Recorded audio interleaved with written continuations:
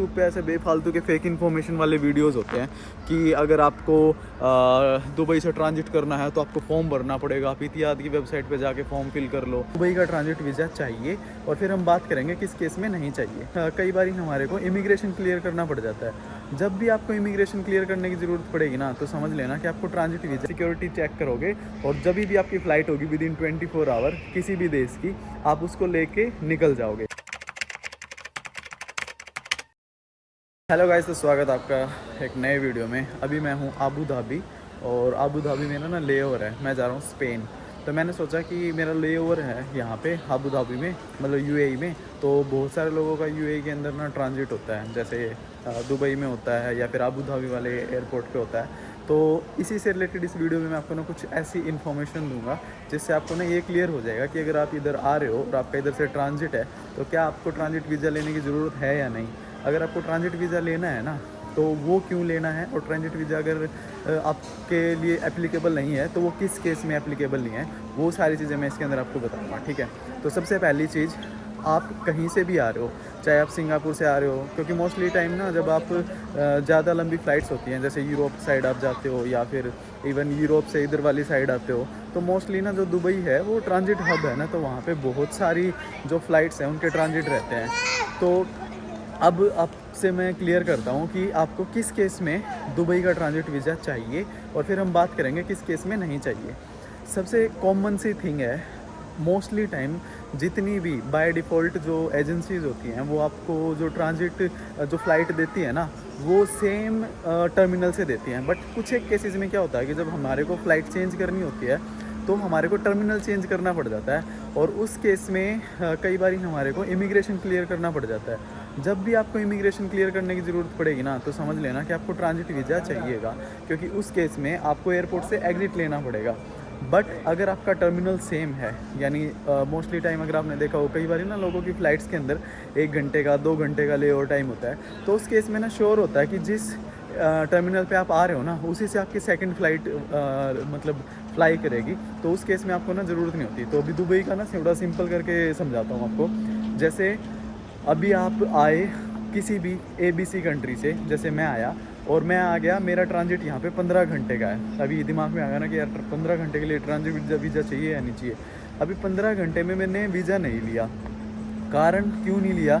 क्योंकि मेरे को ज़रूरत नहीं थी। मैं टर्मिनल 2 पे आ रहा था और मेरी सेम एयरलाइन थी, तो जिस एयरलाइन से मैंने यहाँ पे आया, मैं लैंड हुआ, उसी कंपनी की एयरलाइन फ़्लाई करेगी, और फ्लाई करेगी तो मतलब सर टर्मिनल जो है वो सेम रहेंगे। यानी जैसे मैंने इतिहाद से मैं फ़्लाई कर रहा था, तो अभी जो मेरी सेकंड फ़्लाइट है बार्सिलोना की, वो भी इतिहाद की है, तो मैं इस केस में नहीं ले रहा हूँ क्योंकि मुझे ज़रूरत नहीं है। ठीक है, अब दूसरे केस में आपको समझा दें। तो फॉर एग्जांपल आपने इंडिया से फ़्लाई किया, दिल्ली मुंबई कहीं से भी, और आपने इंडिगो से फ़्लाई किया इधर, ठीक है, आबू धाबी आपने फ़्लाई किया, आबू धाबी आप आ गए, और इसके बाद आप फॉर एग्जांपल यहाँ से जा रहे हो, फॉर एग्जांपल बार्सिलोना ही जा रहे हो, और वो जो फ़्लाइट आपको दुबई से आबू धाबी से लेके जा रही है बार्सिलोना, वो है किसी दूसरी कंपनी की, फॉर एग्जांपल एमिरात से हो सकती है, या फिर कोई टर्किश एयरलाइन हो सकती है, या फिर कोई भी मतलब जैसे इन्हीं की बात कर लें इतिहाद हो सकती है, मतलब कोई डिफरेंट ABC है। तो उस केस में भी आपको ना ज़रूरत नहीं है, क्योंककि अगर आप आबू धाबी आ रहे हो, क्योंकि जो आबू धाबी का जो एयरपोर्ट है वहाँ पे टर्मिनल जो 2 है ना, वो इंटरनेशनल फ़्लाइट्स को ऑपरेट करता है, और 99% चांसेस होते हैं कि वो टर्मिनल 2 से ही लैंड होगा और टर्मिनल 2 से ही वहाँ से फ्लाई करेगा। तो ये आसान सा चीज़ आप समझ लेना। ठीक है, अब आ जाओ दुबई के बारे में। दुबई में मल्टीपल टर्मिनल्स हैं, मोस्टली टाइम वहाँ पे भी टर्मिनल पता नहीं 2 से या 1 से फ़्लाई करती हैं इंटरनेशनल जितनी भी फ़्लाइट्स होती हैं। तो उस केस में भी आपको जो ट्रांजिट वीज़ा है वो लेने की ज़रूरत नहीं है, अगर आप 24 घंटे के अंदर फ़्लाई कर रहे हो। और आपको एक चीज़ और बता देता हूँ, जब भी आपकी जो फ़्लाइट्स होती है ना ट्रांजिट वाली, वो मोस्टली केसेस में मतलब 24 घंटे के अंदर ही उनका ट्रांजिट होता है। तो मतलब ये चीज़ सोचने की ज़रूरत ही नहीं है कि अगर आप इधर से ट्रांजिट कर रहे हो तो आपको वीज़ा की ज़रूरत है या नहीं है। अब दूसरी चीज़ मैं आपको एक चीज़ और बता देता हूँ, बहुत सारे ना यूट्यूब पे ऐसे बेफालतू के फेक इन्फॉर्मेशन वाले वीडियोज़ होते हैं कि अगर आपको दुबई से ट्रांजिट करना है तो आपको फॉर्म भरना पड़ेगा, आप इतिहाद की वेबसाइट पे जाके फॉर्म फिल कर लो, या फिर आप एमिराट्स की वेबसाइट पे जाके फॉर्म फिल कर लो। और वहाँ पे ना वो बेवकूफ़ बनाते हैं, आधी अधूरी नॉलेज देते हैं आप वहाँ पे जाओगे, फॉर्म फिल करोगे, लास्ट में बोल देंगे पूरा फॉर्म भरने के बाद कि आई एम नॉट रोबोट पे क्लिक कर दो और पेमेंट नहीं करनी, आपका वीज़ा आ जाएगा। भाई ऐसा बिल्कुल भी नहीं है। अगर आपको ट्रांजिट वीज़ा चाहिए, ट्रांजिट वीज़ा मोस्टली आपको 96 आवर्स का मिलता है, यानी 2-3 डेज़ का, 48 आवर्स का मिलता है, हाँ 48 आवर्स का मिलता है। और उस केस में जो यूएई की गवर्नमेंट है वो वीज़ा का चार्ज नहीं करती है, बट जो सर्विस प्रोवाइडर है, जो भी आपको वीज़ा दे रहा है, चाहे वो इतिहाद हो, चाहे मेक माई ट्रिप हो, मतलब कोई भी ABC कंपनी हो, वो आपको अगर वीज़ा प्रोवाइड करने की सर्विस दे रही है, वो चार्ज करते हैं लगभग 54 दिरहम्स के आसपास, और वो इंडियन रुपीज़ में 1200 रुपये बन जाते हैं। मतलब आपको अगर ट्रांजिट वीज़ा चाहिए 48 आवर का, और आपको एयरपोर्ट से एग्जिट लेना है, यानी यहाँ पे आपका मान लो 10 घंटे का लिए, और आप सोच रहे हो कि 3 घंटे में बाहर चला जाता हूँ एयरपोर्ट से, तो उस केस में आपको वीज़ा लेना पड़ेगा, और उसकी कॉस्ट अराउंड हो जाएगी वही 1200-1300 रुपये, 54 दिरहम्स, ठीक है। वो आपको कंपनी को पे करनी होती है, ना कि यूएई की गवर्नमेंट को। वैसे ट्रांजिट फ्री है, बट आपको सर्विस फ़ी पे करनी पड़ती है। ओके, अब दूसरी चीज़ ना, एक दिमाग में बात घुसा लो, जब भी आप यहाँ से ट्रांजिट लोगे ना, उस केस में आप सिंपल सी चीज़ ये दिमाग में रखना, अगर आपको एयरपोर्ट से बाहर एग्जिट करना है तो आपको ट्रांजिट वीज़ा चाहिए।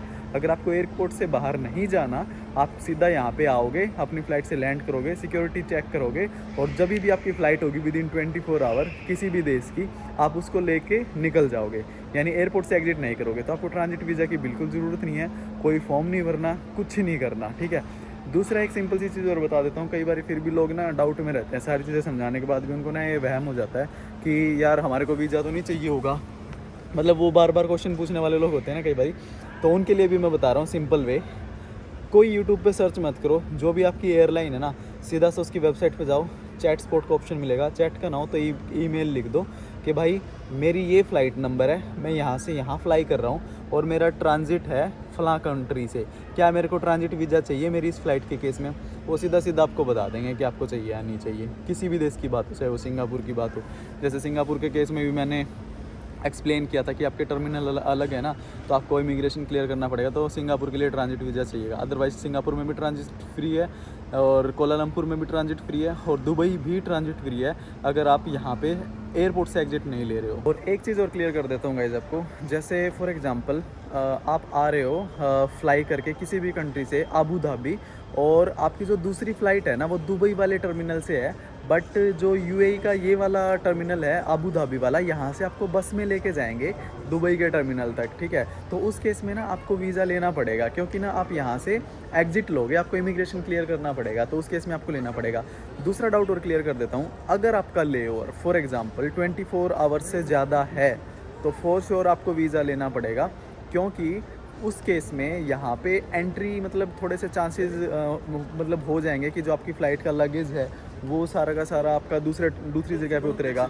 और एक चीज़ और आपको बताता हूँ, आपकी ना जो टिकट होती है ना उस पर साफ साफ मेंशन होता है कि आपको अपना जो बैगेज है वो ट्रांसफ़र है वो सेल्फ चेक इन चेकआउट करना पड़ेगा। मतलब आपकी जो फ़्लाइट लैंड हुई वहाँ से आप सामान लोगे और अपने सामान को फिर दूसरी फ़्लाइट में लेके दोबारा से चेक इन करोगे, तो उस केस में आपको वीज़ा लेना पड़ सकता है, ठीक है।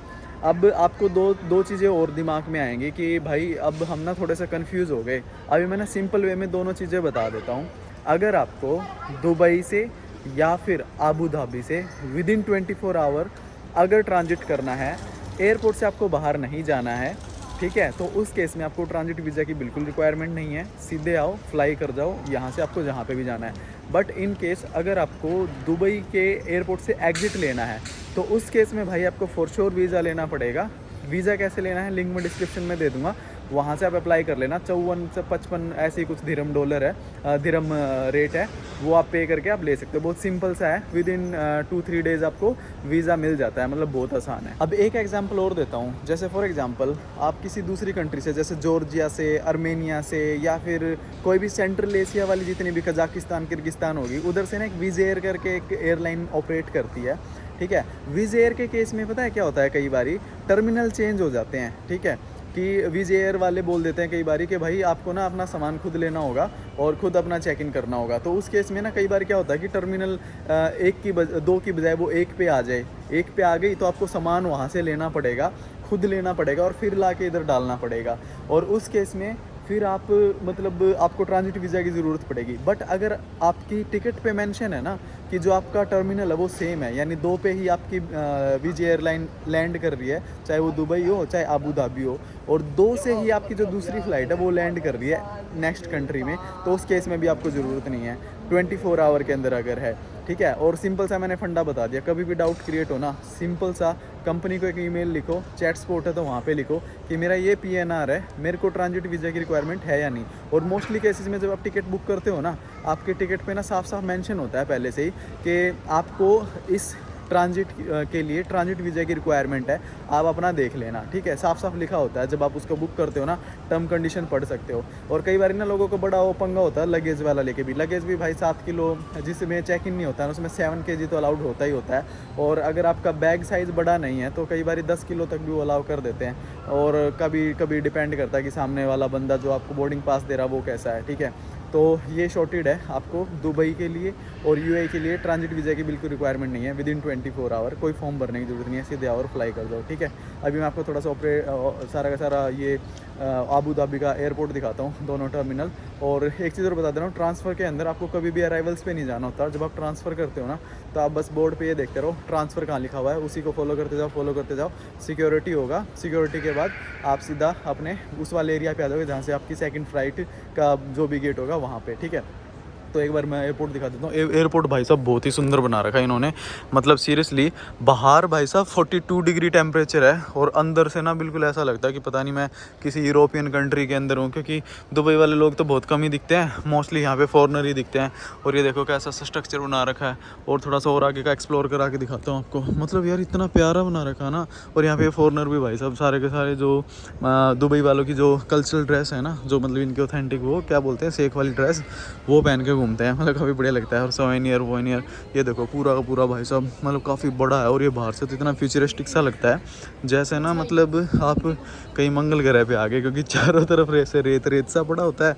और बीच में इन्होंने ये एयरपोर्ट ना इतना सुंदर बना रखा है भाई साहब, मतलब हद सुंदर बना रखा है, बहुत बढ़िया बना रखा है। और भाई यहाँ पे ये सारा का सारा वेटिंग एरिया है, जहाँ पे आपका मन करे वहाँ पे आप बैठ के टाइम स्पेंड कर सकते हो। मैंने भी जैसे अभी ये वाली जगह पे कब्जा किया हुआ था, यहाँ पे मैं वेट कर रहा था अपना। और अभी मेरे को जैसे यहाँ पे इलेक्ट्रॉनिक सॉकेट्स नहीं थे, तो इलेक्ट्रॉनिक सॉकेट थे जो कॉमन वेटिंग एरिया है वहाँ पे, तो फिर मैं वहाँ पे चला गया। और भाई इतना चिल्ड है इधर, अगर आप आओ ना और आपको एसी की आदत नहीं है मेरे जैसे, तो भाई अपना कुछ जैकेट वैकेट लेके आना, क्योंकि गर्मी में भी भाई ये शिमला बना के रखते हैं इधर, तो काफ़ी ठंड होती है इधर, ठीक है। तो अपना कुछ कपड़े वपड़े साथ लेके आना। अभी वो जो सामने कॉमन एरिया है वहाँ पे मेरी मैकबुक वगैरह चार्जिंग पे लगी हुई है, जहाँ पे मेरे को चार्जिंग वगैरह फुल हो जाएगी ना, मैं फिर से वापस इसी वाले एरिया में आ जाऊँगा, क्योंकि वही है कि भाई ठंड में नहीं मरना। उधर एसी के जो ब्लोवर्स हैं ना बिल्कुल सामने से लगते हैं ना, तो काफ़ी दिक्कत होती है, मतलब ठंड लग जाती है ना इसलिए।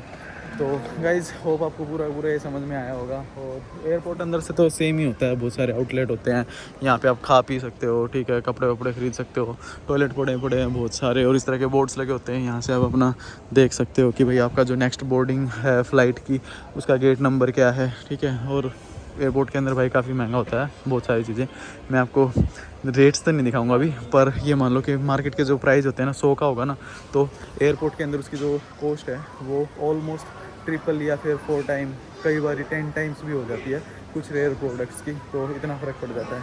और उधर बैठा है काकू, शायद आपको दिख रहा होगा, देख रहे हो वहाँ पे, अकेला ही छोड़ दिया था मैंने उसका मैं जब तक वीडियो बना के आता हूँ तो वेट कर।